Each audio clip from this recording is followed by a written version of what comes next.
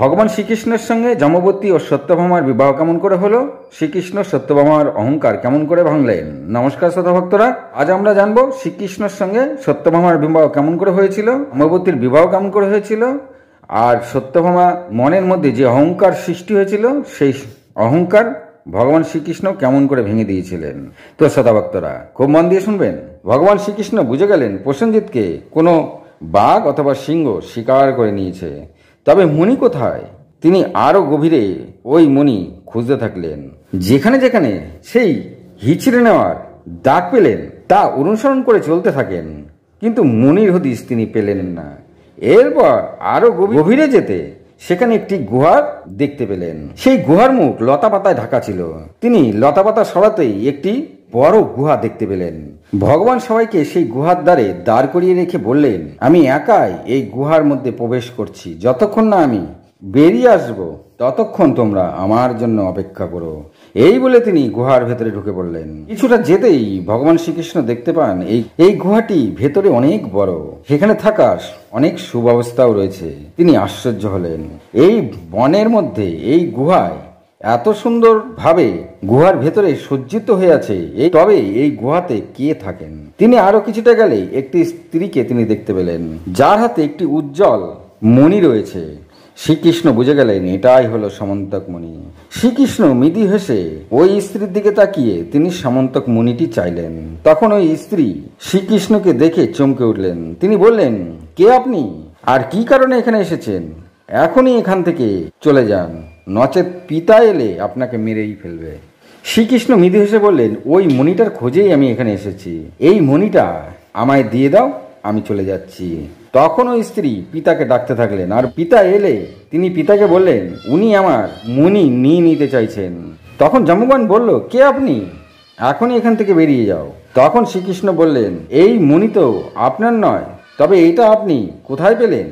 মণিটা দিয়ে দিলেই আমি চলে যাব।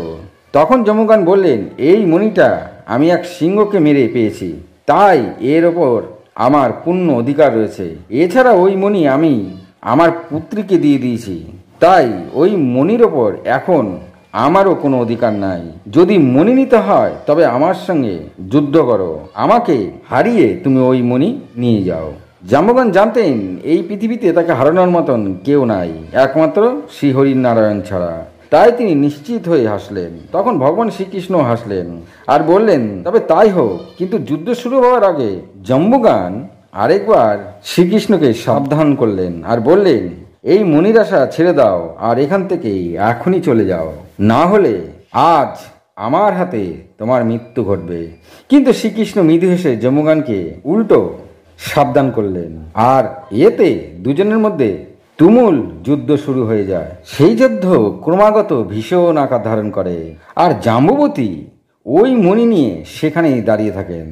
আর না খাওয়া দাওয়া আছে না কিছু আছে, যুদ্ধ চলতেই থাকে, কেউ হারে না।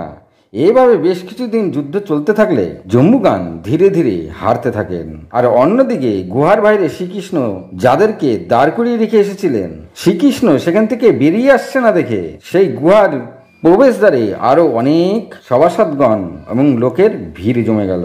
সবাই অপেক্ষা করতে থাকলেন, কিন্তু কেউ গুহার ভেতরে প্রবেশ করতে চাইলেন না। শ্রীকৃষ্ণ বারণ করে গেছেন।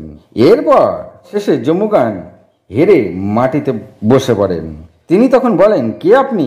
এই ত্রিভুবনে এমন কেউ নাই যে আমাকে হারাতে পারে, তবে আপনি কে? তখন শ্রীকৃষ্ণ বলেন, আমি বসুদেব কৃষ্ণ। জাম্ববান বলেন, কে কৃষ্ণ? এমন নাম তো আগে কখনো শুনিনি।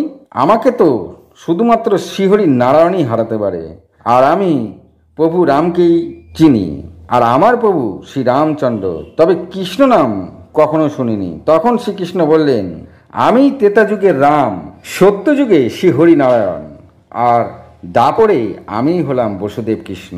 তখন জাম্ববান নিজের ভুল বুঝতে পারলেন, তিনি তার পায়ে পড়ে গেলেন।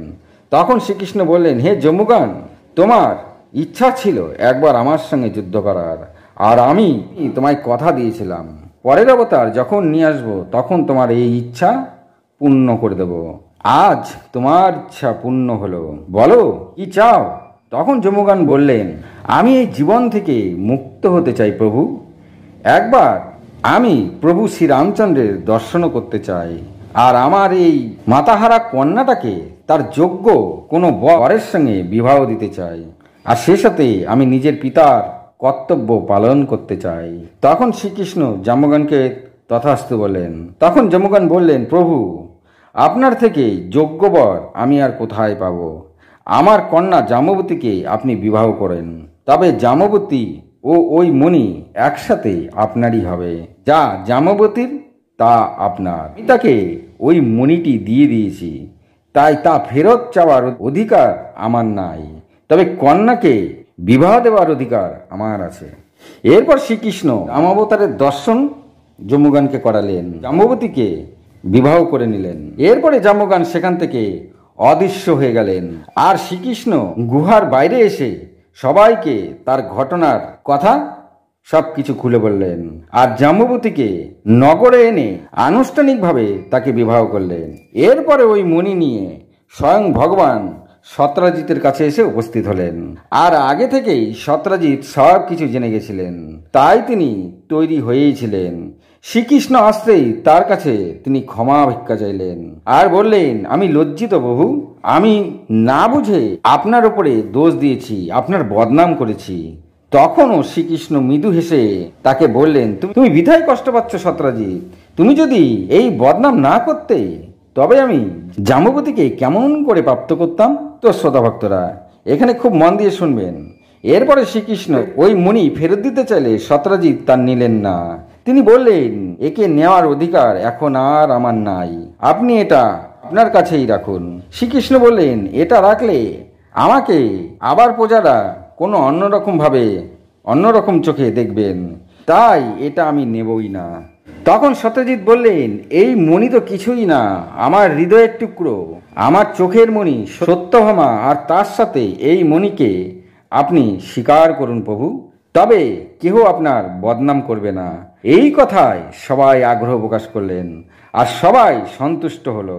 এতে শ্রীকৃষ্ণ সমেত বলরাম অন্যান্য সবাই রাজি হয়ে গেলেন।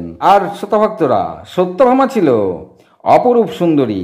তিনি যেমন একদিকে সুন্দরী ছিলেন, অন্যদিকে যুদ্ধের কলা কৌশলে পারদর্শী ছিলেন। তো ভক্তরা, এরপরে ভগবান শ্রীকৃষ্ণের সঙ্গে মহা ধুমধাম করে সত্যভামার বিবাহ হয়ে গেল, আর এইভাবেই শ্রীকৃষ্ণর সঙ্গে জাম্ববতী ও সত্যভামার বিবাহ হয়েছিল।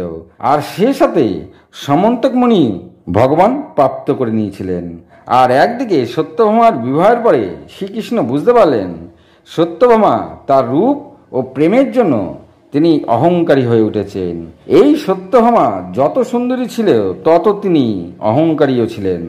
একদিন ভগবান ভাবলেন, সত্যভামার এই অহংকার ভাঙার দরকার, না হলে একদিন এই অহংকারের কারণে সে ভীষণ কষ্ট পাবে। তো শ্রোতাভক্তরা, যদি ভালো লাগে আমার সঙ্গে যুক্ত হয়ে থাকুন, সাবস্ক্রাইব করবেন, সাথে একটি কমেন্ট করবেন। আজ এই পর্যন্তই, নমস্কার।